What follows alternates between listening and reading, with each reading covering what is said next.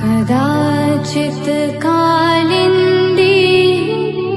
तटविपिन संगीतकरवो